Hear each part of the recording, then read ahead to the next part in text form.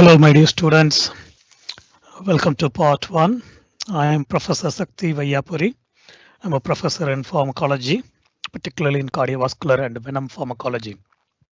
So welcome to today's lecture. So this lecture is going to be on introduction to blood. So in this lecture, we will talk about various aspects of blood, their function, different components present in the blood, different cell types, and what will happen to the pathological conditions associated with these cell types. So that's what we are going to be talking about in this slide. So I provided as much information as possible within the slides. So if you go through the slides, you should be able to understand them and together with the screencast as well.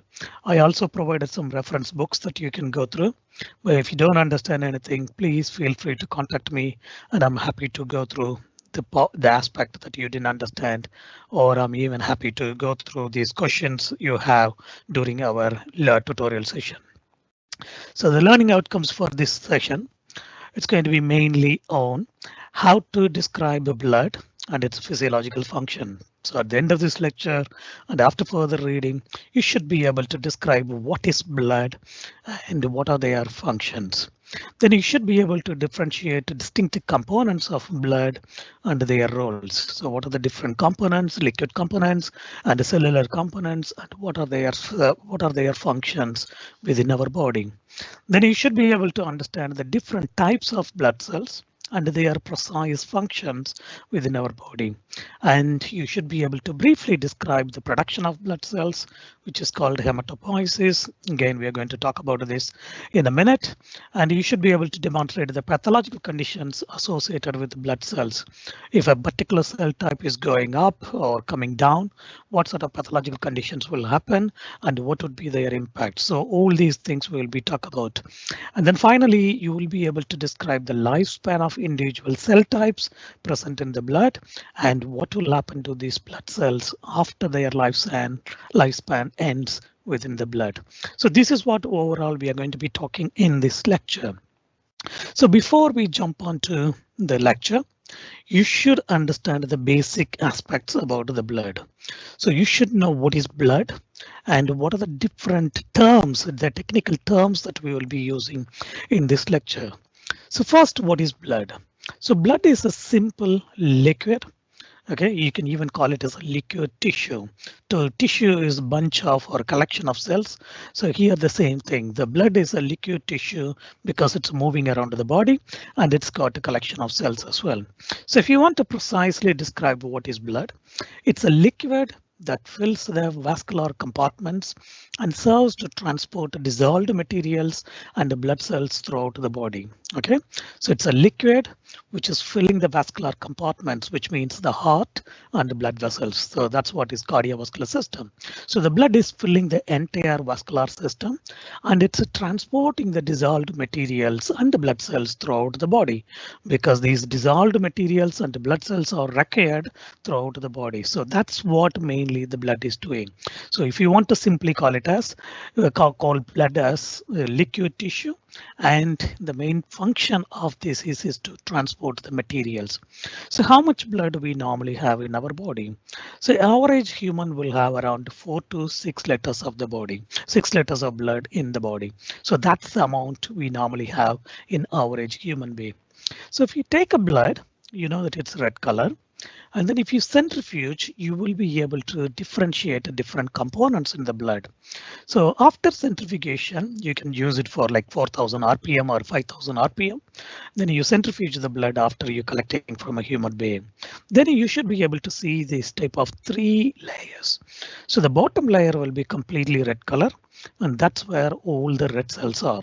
Okay, and then the top layer will be sort of yellowish layer, and that's what is called plasma. That's a liquid component of the blood. And then in between this yellowish and red color layer, you will see a small opaque white color layer. Okay, and that's where most of the leukocytes, that's white blood cells, and the platelets will be. Okay, so if you look at the erythrocytes, it will be around 45% of the component, and the plasma will be around 50 to 55% of the component in the blood.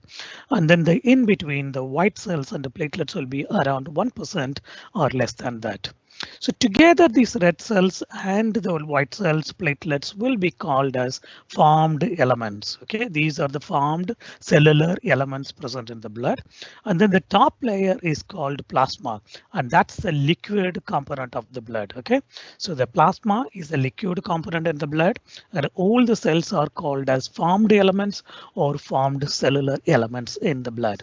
Okay, so what are the technical terms that we will be talking in this lecture?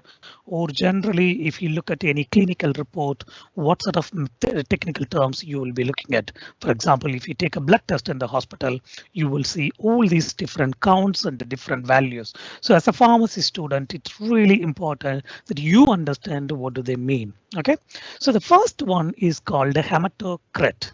So what is hematocrit? So hematocrit is the percentage of packed red cell volume after you get centrifuged. Okay, so you're taking a blood and centrifuging the blood. After centrifuge, all the red cells will get packed at the bottom of the tube because of their large size and density. Okay, so this packed volume is called as hematocrit. It's normally represented in percentage. Normally we will have around 42 to 45% hematocrit in men, and in women it will be slightly less than that. So next term is hemoglobin. So what is hemoglobin? Hemoglobin is a protein that's present on the surface of red cells, and that's the protein giving red color to the red cells, and that's the protein is going to carry oxygen and carbon dioxide around the body. Okay, so again, this will be represented in gram per deciliter. So when you measure hemoglobin, it will be represented in gram per deciliter.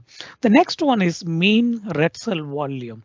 So that's basically the volume of red cells, and it's calculating for many cells and finally calculating a mean value. Okay, so that's a normal size of the red cells. During disease conditions, for example, anemia and other disease conditions, the shape of the red cells will change and therefore the sizes will change. When these changes, the mean red cell volume will change. So the mean red cell volume means it's a volume of red cells. Particularly, it will measure for multiple cells and then calculate the mean. That's sort of average. Okay, next one is red cell count. How many red cells are there? So normally these will be measured per microliter of blood.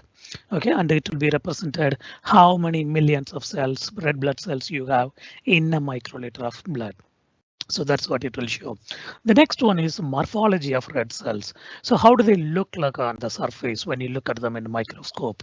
So normally it will be a biconcave disc-shaped structure. But again, during disease conditions, for example, anemia, we will talk about all these things later on. The shape of the cells will be different.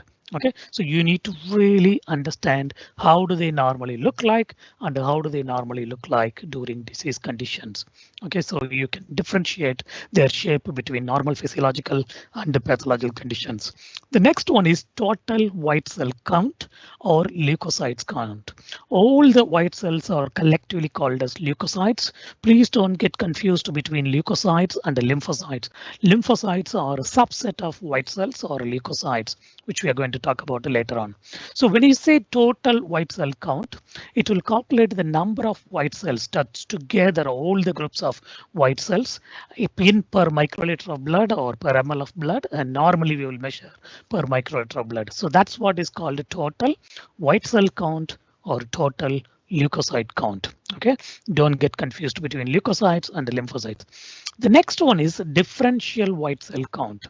Differential white cell count means there are different population or subpopulations of the white cells, and some hematological analyzers will measure the individual subset of cells. For example, how much of neutrophils we have, how much of basophils we have, how much of lymphocytes we have. So it will measure all those subsets of white cells. So that's what is called a differential white cell count. Then finally, we will see platelet count. So platelets are one type of blood cells that's also present in the blood, and they play important role in the blood clot. Again, we're going to talk about them in detail later on. So that's what is called platelet count. Okay, so what's a normal level? As I said, there will be a slight variation between the values of males and females. So you should really understand this. So hematocrit, if you look at the percentage of packed red cells, in males it will be around 40 to 54%. In females it will be 37 to 47%. Hemoglobin, again, it will be 14 to 17 gram per deciliter of blood in males, and in females it will be 12 to 16 gram per deciliter of blood. And the red cell count, it will be 4.5 to 6.5 million cells per microliter of blood in males, and in females it will be around 3.9 to 5.6 million cells per microliter. Total white cell count or total leukocyte count, it will be around 10,000 cells in both of them. You can just close your eyes and remember 10,000. Okay, when you come to differential cells, it's a different population of white cells. So how much they will be? Neutrophils, they are the largest proportion of white cells present in our body. Okay, so they will cover around 50 to 70% of the cells in both males and females. Eosinophils will be normally 1 to 4% in both males and females. When you go for basophils, it will be less than 1% in males and females under normal conditions. During disease conditions, these cells will go up. Similarly, lymphocytes will be the second largest population of white blood cells within our body. It will be around 20 to 40% in both males and females. Then monocytes will be 2 to 8% because that's the third largest population of white cells present in the body. And the platelets, it will be around 200,000 to 500,000 cells in a microliter of blood in both males and females. So these are the basic things that you need to remember, not only for your exam, throughout your pharmacy program and throughout your career, because you will see these values in every single clinical report if a person did a hematology analysis. Okay, so you need to really understand what mean red cell volume means, what individual count means, and what if they go up and what if they go down. You should understand this. Okay, so simply, what are the functions of the blood? What are the major functions of blood? First, foremost important functions, they play a critical role in respiration. So what is respiration? So we are breathing in and breathing out. So what?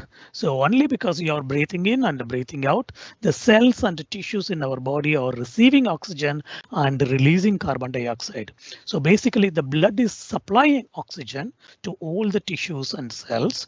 After that, it will collecting all the carbon dioxide from tissues and the cells and then breathing out. That's the most important job the blood is doing. Okay, what is the next job? Because it's liquid, it's floating around the entire body, it can carry different molecules. It can act as a cargo material. It's like a cargo trucks you can see in motorways. So they can carry different materials from one place to another. So what are the materials they are carrying? So they normally carry nutrients to the tissues and the cells, and similarly they will collect the waste products from cells to the kidney and take it to the kidney and liver in order to get excreted, and it will carry the messages, for example hormones around the body, because we have glands everywhere in the body and they are secreting different hormones, and the hormones will be transported by the blood. And the blood is giving protection from infection because it's got an immune system. All the white blood cells or the components, major components of our immune system, and they are providing protection against infection. The next thing, they are playing role in repairing the tissue damage. Okay, if you get an injury or any other damage, the blood will play critical role to prevent infection in the damaged area and to clot the blood and to enhance the wound healing in that area. Then finally, blood is important to maintain the body temperature. So our body temperature is around 37 degrees Celsius, and the blood is playing critical role to maintain this body temperature. Okay, so what are the major composition of the blood? So we know it's got a plasma, it's got red cells and white cells and the blood cells, white cells and the platelets. So what are the other components here? So we talked about this here. So the blood can be divided into two major portions. One is the liquid part, that's called plasma, and then the cellular elements or formed elements. So what is in the plasma or the liquid part? It's mainly water. It's got lots of water.